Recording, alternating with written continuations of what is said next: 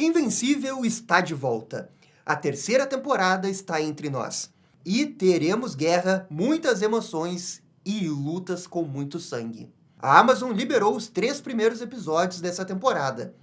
E aqui tivemos um novo uniforme, uma grande treta entre o Cecil e o Mark e muitas outras coisas.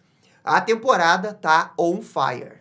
E voltamos para aquela época que eu adoro, que é fazer as análises do desenho Invencível. Nem dá tanto view assim, mas eu faço porque eu gosto muito desse desenho. E olha, eu achei que a largada dessa terceira temporada realmente foi muito boa. E estamos nos aproximando da adaptação de um dos arcos que a gente mais queria ver, que é a Guerra Invencível. É só uma pena que realmente pouquíssimas pessoas sabiam que o desenho ia estrear nessa quinta-feira. A Amazon, para variar, fazendo um péssimo trabalho para divulgar o desenho. E poxa, a gente tinha comentado isso no ano passado, que a Amazon estava fazendo um péssimo trabalho de divulgação, e agora isso se repete. Eu espero que, pela qualidade que o desenho tem, pouco a pouco a galera retorne para assistir os novos episódios. Eu estou fazendo aqui o meu papel, fazendo a análise dos episódios, e eu espero que você também queira assistir Invencível. Acho que eu já estou fazendo mais que a dona Amazon. Então, nesse vídeo, vamos fazer a análise dos 3 primeiros episódios, vamos ver os arcos dos personagens e como que eles estão fazendo essa adaptação dos quadrinhos para a animação.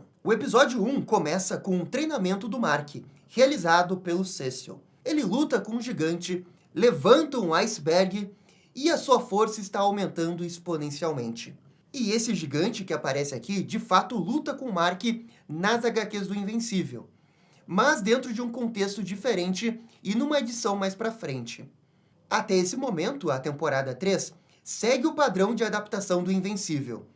O core da história é realmente muito fiel, mas as coisas acontecem fora de ordem, e às vezes eles mudam uma outra coisa. Como essa luta do gigante, que nas HQs ele é uma ameaça. Depois disso, o Mark testa sua força com um equipamento customizado.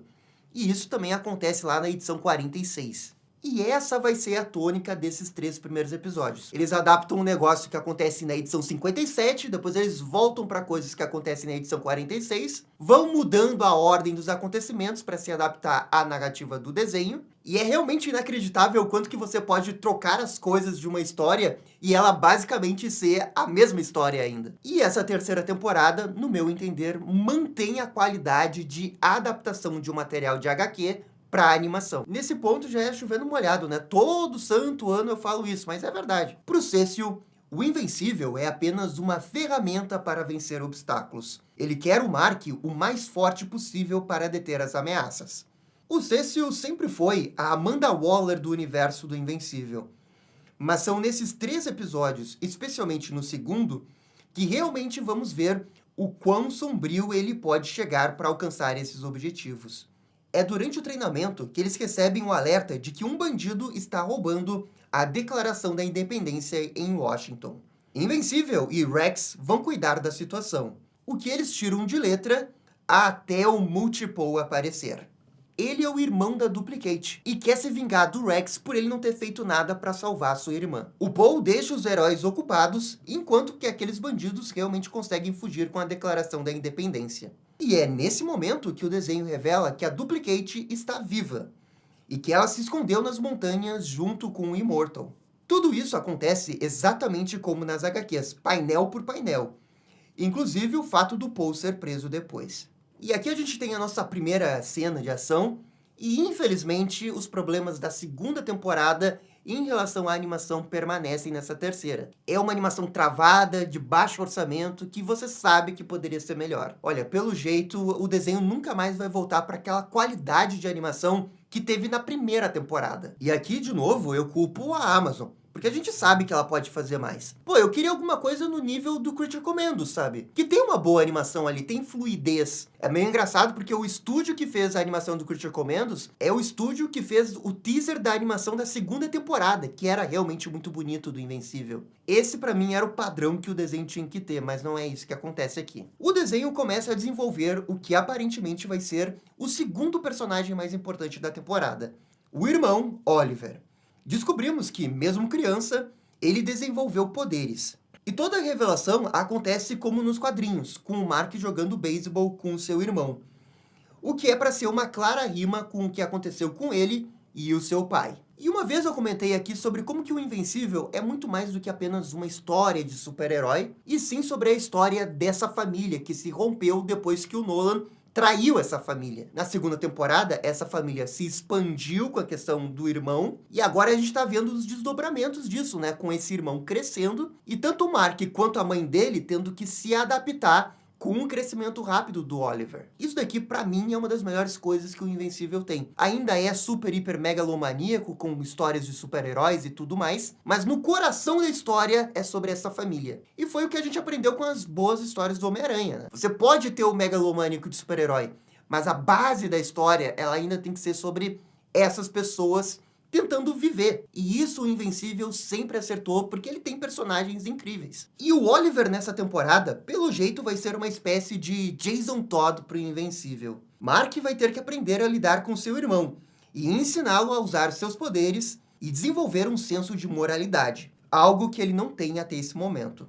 E o Oliver ser uma espécie de Jason Todd não é uma coincidência. Essa é uma coisa que as histórias do Invencível costumam fazer e muito bem, que é pegar esses clichês que existem no gênero de super-herói, o sidekick rebelde, e dar o seu próprio twist dentro da narrativa. O Invencível é uma HQ de super-herói que consegue brincar muito bem com o que é o status quo de um super-herói. Um exemplo disso acontece nesse episódio, que é justamente a volta da Kate, que está viva, e da Rai, que se recupera no hospital. Lá na segunda temporada, o desenho fez todo o negócio fazendo parecer que a Duplicate tinha morrido. Ó, mudou o status quo. Mas na verdade era uma pegadinha porque ela estava viva sim. Essa é a ilusão da mudança do status quo. Algo que a Marvel faz muito bem nas suas HQs. O Invencível brinca o tempo todo com essa mudança do status quo. Ele avança, vai para trás, pega todos os clichês do gênero e te faz questionar o quanto que ele vai ser realmente clichê. Porque é aí que tá uma das genialidades da história e um dos motivos de eu achar por que essa HQ é tão legal. Que HQ de super-herói pega todos os clichês possíveis e você ainda não sabe o que vai acontecer. Ele atua como as regras de uma HQ da DC e da Marvel. Ele chega ao limite do que dá pra fazer. Mas mesmo ele chegando no limite, ele voltando atrás por causa do status quo, que todo super-herói tem, você ainda questiona o status quo, porque você nunca sabe o quanto que a história realmente avançou ou são coisas em aberto que você vai ver depois. E a gente está chegando naquele momento das histórias do Invencível que as coisas em aberto lá da primeira temporada, da segunda temporada, começam a se desdobrar aqui. E aí a gente vê o nível incrível do planejamento que essa HQ tem, porque nada fica em aberto. Qualquer personagem, mesmo que insignificante, tenha aparecido na edição 12 ou no episódio 7 da primeira temporada, ele volta, porque tá tudo bem amarrado. Agora, uma das coisas que vamos ter nessa temporada é finalmente o Mark ficando com a Samantha. E caraca, essa demorou, mas vai acontecer. O Invencível conversa com a Sam sobre dar uma chance aos dois. E depois comenta sobre a Eve do futuro, lá da segunda temporada. O que, obviamente, é uma péssima ideia, e até mesmo os seus amigos o alertaram na noite anterior. Só que como o Mark é teimoso e burro, ele acabou fazendo isso mesmo. É claro que a Eve não gosta de saber disso, e promete pensar a respeito sobre os dois ficarem juntos. E bem, nas HQs, os dois já estão juntos há um certo tempo em relação ao ponto atual dessa história. E de fato acontece essa discussão envolvendo a Eve. É uma mudança por conta dos desdobramentos que a gente vê em relação às mudanças da segunda temporada, mas é também basicamente a mesma coisa, apenas alterando o momento que os dois ficaram juntos para criar uma narrativa mais direta para essa temporada. Agora, o Mark tem esse defeito dele, essa característica muito pessoal do personagem dele. Ele é muito teimoso, ou talvez ele seja um pouco ingênuo demais, mas mesmo todo mundo dizendo, ô Mark, não conta sobre a Eve do futuro, ele vai lá e conta. Isso deixa o personagem dele muito mais interessante, esses erros que ele comete tentando fazer a coisa certa, sabe? Isso fala muito sobre a personalidade dele e até vai conversar um pouco sobre a atitude que ele vai ter em relação ao Cecil. Porque o Mark não é exatamente aquele cara que aceita quebrar qualquer coisa errada. Eu também gosto da subplot da Eve ir para a faculdade e tentando se reconciliar com seus pais. Algo que a gente vai ver mais pra frente no episódio 3. Enquanto isso, Cecil descobre que o Oliver tem poderes e tenta se meter no treinamento dele como herói. É claro que a Debbie não gosta disso e corta a investida do Cecil. É nesse momento que começa a adaptação do arco do Sísmico, que retorna para a história. Nas HQs, ele executa um plano para capturar todos os heróis da Terra. E isso também acontece no desenho, mas não é tão grandioso como no material original. Isso porque, nas HQs, eles podem citar os outros heróis da Image, algo que o desenho não pode. E a gente já comentou isso em outras temporadas sobre aparecer ou não os outros heróis da Image, e já tá bem na cara que esses outros personagens não vão aparecer. O Lobisomem, a Organização Capes, esses caras não vão aparecer, tá? O que é uma pena, especialmente para esse caso aí do vilão sísmico, porque é muito legal esse crossover bem pequenininho que tem dentro da história, para mostrar o quanto que esse mundo está interligado com outras histórias que estavam saindo na época. O Cecil avisa que todos os heróis foram capturados, com exceção do Mark e da Atomic Eve. Em relação ao vilão, o plano dele é basicamente a mesma coisa. Eve e Invencível aparecem logo em seguida, e nem os dois conseguem derrotar o vilão. É nisso que surge Darkwing, com os robôs Reaniman, lá do Sinclair. E é aqui que a gente tem um dos maiores ganchos do desenho que foi deixado lá na primeira temporada e que envolvia esse vilão, o Sinclair. Ele é aquele vilão que transformou pessoas em androides, e o Invencível o deteve, mas até então ele achava que Sinclair estava preso, sendo que, na verdade, o Cecil o contratou para criar um plano de contingência, caso os heróis falhassem em alguma situação. E agora ele tem esses robôs Reaniman, que são feitos a partir de cadáveres doados. Aí, ó, esse é um dos ganchos que eu comentei que o Invencível faz tão bem. Na primeira temporada teve o gancho, na segunda temporada teve o gancho, eles estavam preparando o terreno, e aí a gente chega finalmente na revelação do Sinclair. Ô, Kevin Feige, aqui é planejamento. Eu acho impressionante o desenho ter adaptado isso tão bem, mas pra mim é ainda mais impressionante o que eles fizeram na época nas HQs. Porque a gente tá falando de um negócio que aconteceu, sei lá, na edição 19, 20... e volta para a edição 50. E você não sente que é uma coisa do nada, assim, eu não tenho mais ideia, vou trazer esse cara de volta. Não, é uma coisa realmente planejada. Eles sabiam tudo que eles tinham que fazer para chegar até aqui. Planejamento total. Darkwing derrota o Sísmico usando seus poderes. O problema é que o Mark não gosta nem um pouco disso. Afinal, ele sabe que o Darkwing é um assassino pelas coisas que ele fez em Midnight. O problema é que ninguém mais sabe. O Cecil acobertou isso para dar mais uma chance para o Darkwing. Revoltado, Invencível vai tirar uma explicação com o Cecil. E é aqui que vai terminar o primeiro episódio da temporada. E olha, bom episódio, roteiro mandando muito bem, a animação meio travadinha, né? Mas eu acho que é um episódio que merece nota 7, é um bom episódio, sólida história. E agora vamos direto pro episódio 2, que é o episódio que eu mais gostei desses 3 novos. O Invencível acha errado o Cecil dar uma nova chance para Sinclair e Darkwing. E o episódio 2 vai começar com um grande flashback para mostrar a origem do Cecil. No passado, ele foi um idealista, assim como Mark. O Cecil se recusa a trabalhar com pessoas que haviam cometido crimes horríveis. E, inclusive, matou a sangue frio 2 delas. Contudo, quando ele foi preso por causa disso, Cecil mudou. Ele percebeu que algumas pessoas merecem segundas chances. E eventualmente foi nomeado para o cargo que ocupa. Só que uma frase do seu chefe o marcou, de que ou você salva o mundo ou você é herói. As duas coisas não dá para fazer. E esse flashback eu acho que é vital para entendermos o ponto de vista do Cecil. E também por que ele é desse jeito todo cuidadoso com 500 planos de contingência. Você pode até não concordar com o Cecil de colocar o Sinclair e o Darkwing para trabalhar para ele, mas você entende por que ele está fazendo tudo isso. E como adaptação, eu acho que o episódio também manda muito bem ao colocar esse flashback bem no início do episódio. Na HQ, isso acontece no final da edição, numa outra história. E narrativamente, eu acho que não tem o mesmo impacto como foi no episódio. E eu acho que esse é um exemplo de como que eles conseguem, em alguns momentos, até mesmo melhorar o material original. A discussão do Mark e do Cecil também é muito boa, porque, francamente, eu não sei quem tem razão aqui. Pessoalmente, eu acho que o Cecil tem razão quando ele diz que pode aproveitar as habilidades de vilões para o bem da humanidade. E, poxa, ainda são humanos, eles podem se arrepender dos seus atos. E não é como se o Invencível também não tivesse matado ninguém. Afinal, na temporada anterior, ele matou o Levi. E até mesmo nessa temporada, quando ele estava enfrentando os clones do Multipole, ele matou os clones. São clones? São clones, mas sei lá, ainda é matar pessoas, né? E seria o Mark hipócrita? Cada um vai ter a sua opinião, até por isso eu quero que vocês comentem aqui embaixo. Mas eu acho que o Mark, ele tá exagerando um pouquinho aqui. É só que o cenário que eles estão é um cenário de extremo medo. A qualquer minuto pode ter uma invasão vultrumita, um monte de alienígenas de outro planeta extremamente poderosos. Vocês acham que é assim tão absurdo trazer esses 2 caras pra tentar ajudar? Agora, se o Cecil tem razão, ele perde ela totalmente no momento que ele revela que colocou um implante dentro da cabeça do Mark. Aí ele passou do limite. Esse implante executa um barulho que imobiliza o Mark e não pode fazer nada para evitar. A verdade é que o Cecil é um canalha mentiroso que faz tudo pelo país e pelo bem da humanidade. Ele realmente acredita naquela frase do chefe dele sobre ter que fazer tudo. É a Amanda Waller desse universo. Você pode questionar toda essa moralidade aqui, mas você não pode dizer que ele é hipócrita, sabe? Porque ele tem suas convicções. O Mark foge do alcance da frequência e vai até os Guardiões. É lá que os outros heróis descobrem essas artimanhas do Cecil, e vários deles se compadecem a favor do Mark.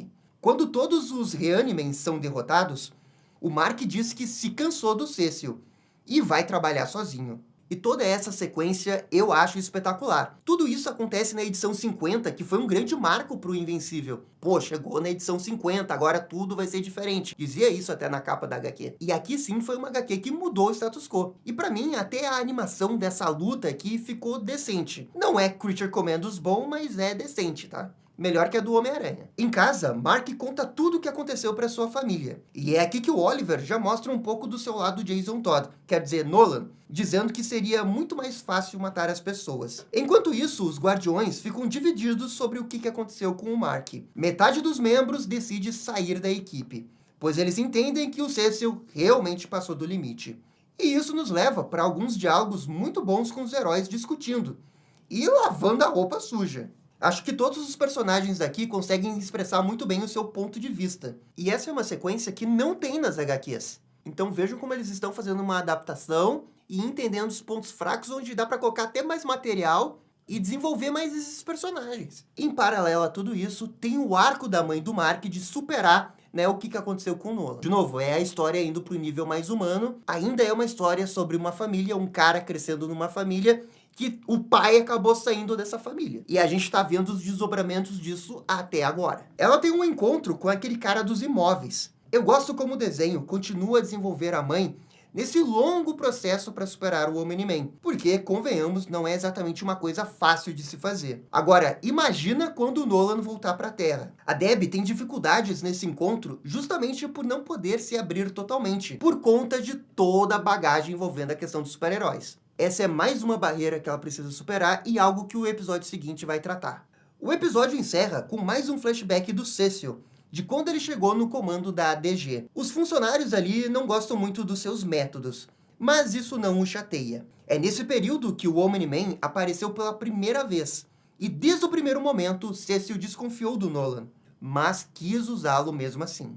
E com esses dois flashbacks, eu acho que dá pra entender muito bem por que o Cecil é tão desconfiado. Ele desconfiou do Nolan e todas as suas desconfianças se confirmaram. Você pode argumentar o quanto você quer, ele tinha razão em relação ao Nolan. Um maldito mentiroso com convicções. É tipo o Rorschach, você pode questionar toda aquela coisa do Rorschach, quem que ele é, mas você não pode dizer que ele não tem suas convicções. Inclusive, o Rorschach morre justamente por não abrir mão de suas convicções. O episódio termina com um Invencível e a Atomic Eve ficando juntos. Assim como nas HQs, a Samantha fica um pouco abalada e adia por vários dias essa conversa com o Mark. Em relação à HQ, a animação muda muito pouco, mas é basicamente as mesmas coisas que acontecem. E eu gostei bastante desse episódio, eu acho que ele merece nota 8. É por essas e outras que eu gosto do Invencível. Você realmente tem bons personagens, você brinca com lore, você brinca com os clichês, e o roteiro sabe pegar todos os elementos e fazer uma coisa completamente inesperada. É uma pena que o hype tá baixo pro desenho do Invencível, mas vamos torcer que nas próximas semanas